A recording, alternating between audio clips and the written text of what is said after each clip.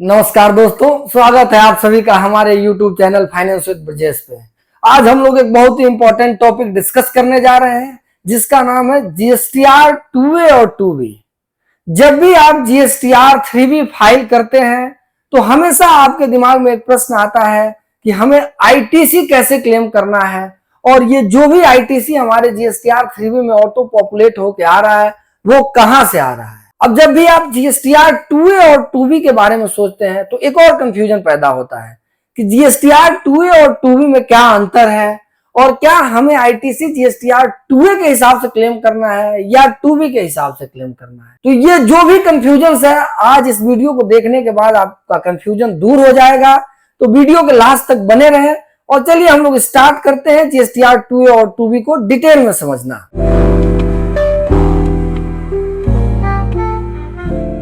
GSTR 2A क्या है?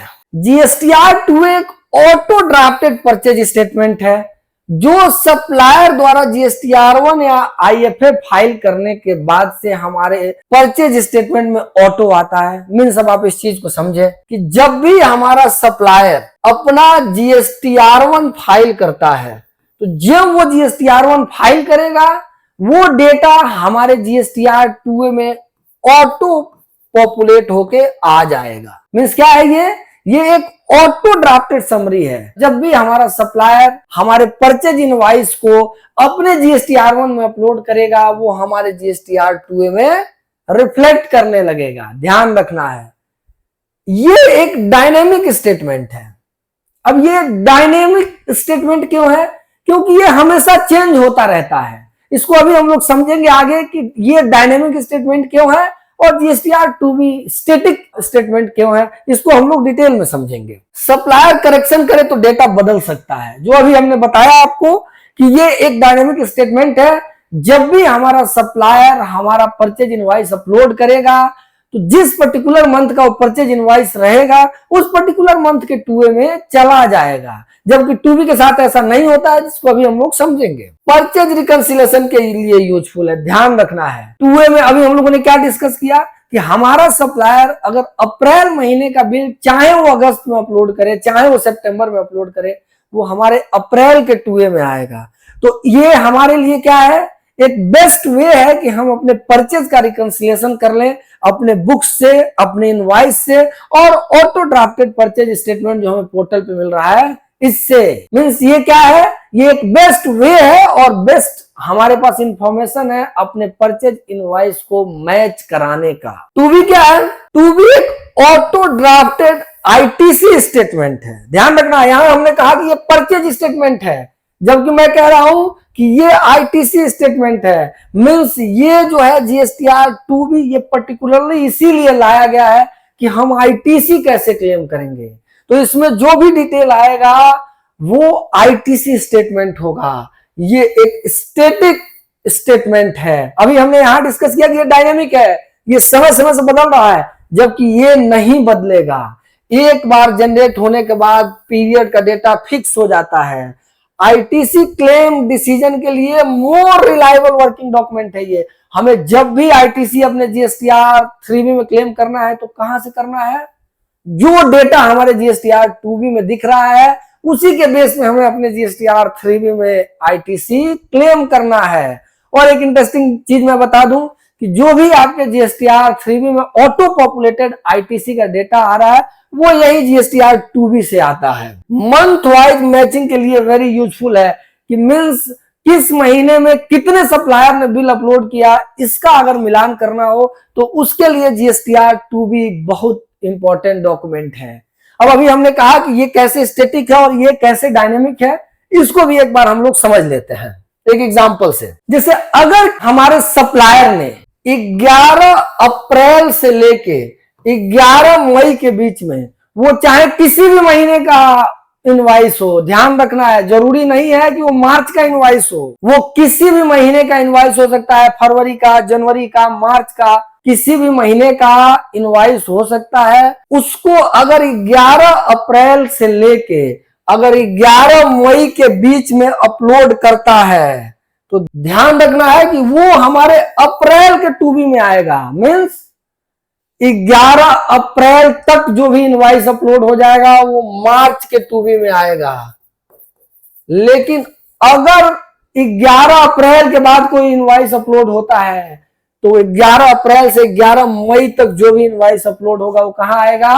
अप्रैल के 2B में। अब एक और चीज ध्यान रखना है, 11 मई के बाद 11 जून तक कोई भी इनवॉइस अपलोड होता है चाहे वो किसी भी महीने का हो, वो हमारे मई के 2B में आएगा।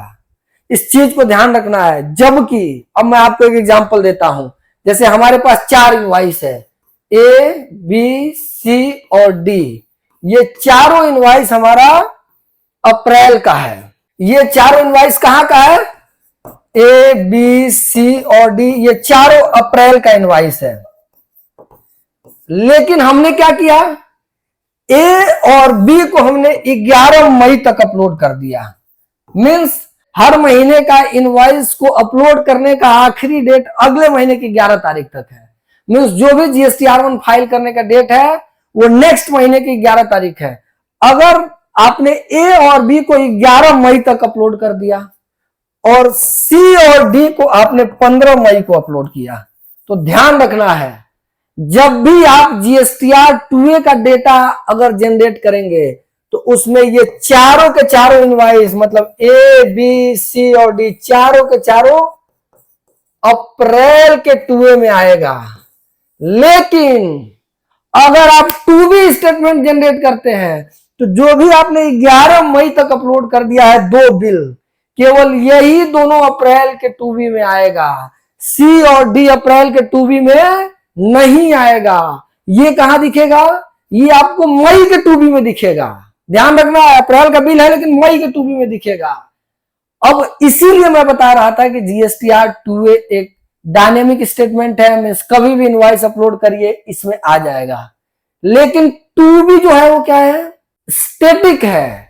अब क्यों 2B स्टैटिक है? क्योंकि अभी हमने पीरियड डिफाइन कर दिया कि 11 मई से 11 जून के बीच में जो भी इनवॉइस अपलोड होगा केवल यही इनवॉइस इसमें आएगा 2B में। इसके अलावा और कोई इनवॉइस नहीं आ सकता। तो आप लोगों को समझ में आ गया होगा कि 2A क्यों डायनेमिक है और 2B क्यों स्टैटिक है और 2A 2B में इनवॉइस कैसे आता है। ये चीजें आप लोगों को समझ में आ गया होगा। अब हम लोग देख लेते हैं GSTR2A वर्सेस 2B, मींस इस दोनों में डिफरेंस क्या है। मोटा मोटी लगभग सभी डिफरेंस हम लोगों ने डिस्कस कर लिया है। एक बार रिवाइज कर लेते हैं कि इसका नेचर डायनेमिक है, इसका नेचर स्टैटिक है। आप लोग समझ गए क्यों है। ये परचेज डेटा व्यू है, ये ITC रेफरेंस के लिए यूजफुल है। ये जो है चेंज होता रहेगा समय के साथ। ये फिक्स फॉर अ पीरियड है, ये ऑन गोइंग रिकंसिलेशन है, ये ITC working and filing support के लिए है, ये लेस स्टेबल है, ये मोर स्टेबल है। और इनवॉइस ट्रैक करने के लिए आप GSTR2A यूज करेंगे, लेकिन ITC क्लेम करने के लिए आप हमेशा GSTR2B यूज करेंगे। ध्यान रखना है। क्या 2A 2B में हम लोग क्या देखते हैं कि सप्लायर ने रिटर्न फाइल किया कि नहीं, GST सही है या नहीं, इनवॉइस नंबर और डेट सही है कि नहीं, टैक्स अमाउंट मैच हो रहा है या नहीं, B2B इनवॉइस मिसिंग तो नहीं है, debit note, credit note, RCM transaction, ineligible ITC को रिव्यू करना। मीन्स अगर कोई ITC हमारे 2A में ऐसा आ रहा है जो 17.5 में ब्लॉक है तो वो भी हम यहां से देख सकते हैं कि हमारे 2A में जो डेटा आ रहा है इसको हमें क्लेम करके रिटर्न कर देना है। ये चीज ध्यान रखना है। इन सब के बारे में हमने डिटेल में अपने GSTR3B वाले वीडियो में डिस्कस किया है। अभी पोर्टल पे एक और रिटर्न आ गया है जो हम लोग कह रहे हैं जिसको IMS इनवॉइस मैनेजमेंट सिस्टम, जिससे हम इनवॉइस का मिलान कर रहे हैं। इनवॉइस मैनेजमेंट सिस्टम पर जाके जो आपका सही इनवॉइस इन पैरामीटर्स में है उनको आप एक्सेप्ट करें, बाकी को रिजेक्ट कर दें। जो आप एक्सेप्ट करेंगे केवल और केवल वही इनवॉइस आपके 2B में रिफ्लेक्ट होगा, एज वेल एज उसी इनवॉइस का आप ITC 3B में क्लेम करेंगे। तो अभी के लिए IMS बहुत इंपॉर्टेंट है। वाइड डिफरेंस में अराइज। अब डिफरेंस क्यों होता है? सप्लायर ने GSTR1 लेट फाइल किया, अभी मैंने डिस्कस किया कि अगर ड्यू डेट में फाइल करेगा तो ही 2B में दिखेगा, अगर लेट फाइल करेगा तो वो नेक्स्ट महीने के 2B में चल जाएगा, जबकि 2A में सेम मंथ में आएगा। इसी कारण से डिफरेंस अराइज होता है। इनवॉइस नेक्स्ट मंथ में अपलोड हुआ, रॉन्ग जीएसटीएन या इनवॉइस डिटेल डाल दिया, अमेंडमेंट क्रेडिट नोट बाद में रिपोर्ट किया गया, सप्लायर ने फाइलिंग में एरर कर दिया या टाइमिंग मिसमैच दोनों में हो जाता है, तो इस केस में दोनों में डिफरेंस आ सकता है। प्रैक्टिकल एक्शन हमें क्या लेना है, ध्यान रखना है, बुक्स को, टूबी को और टूए को रिकंसाइल करके ही कोई डिसीजन लेना है। मिसिंग इनवॉइस के लिए सप्लायर को फॉलो अप करें। कोई भी इनवॉइस ऐसा नहीं रहना चाहिए जो सप्लायर से छूट जाए अपलोड करने से, क्योंकि उसके लिए आपको बाद में समस्या हो सकती है। इलिजिबल और इनएलिजिबल आईटीसी को अलग अलग करें। जब भी हम अपना टूए चेक करें तो इसमें यह ध्यान जरूर रखना है कि कौन सा आईटीसी हम ले सकते हैं और कौन सा आईटीसी नहीं ले सकते हैं। इन दोनों को अलग अलग करना है, ध्यान रखना है। आईटीसी सब क्लेम करना है और उसमें से जो इनएलिजिबल है उसको रिवर्स कर देना है। मंथली वर्किंग पेपर मेंटेन करें। लार्ज डिफरेंस पर वेंडर वाइज रिपोर्ट बनाएं। अगर बहुत ज्यादा डिफरेंस आ रहा है दोनों में तो वेंडर वाइज रिपोर्ट बनाएं कि कौन ऐसा वेंडर है जो लेट अपलोड कर रहा है, और कोशिश करें उस वेंडर से आप परचेज न करें या उस वेंडर को फॉलो अप करें कि उस समय से बिल अपलोड करें। रिटर्न फाइल करने से पहले फाइनल रिव्यू जरूर करें। स्मॉल नोट जो है वो हम क्या दे रहे हैं आपको कि GSTR 2A 2B auto drafted statement है।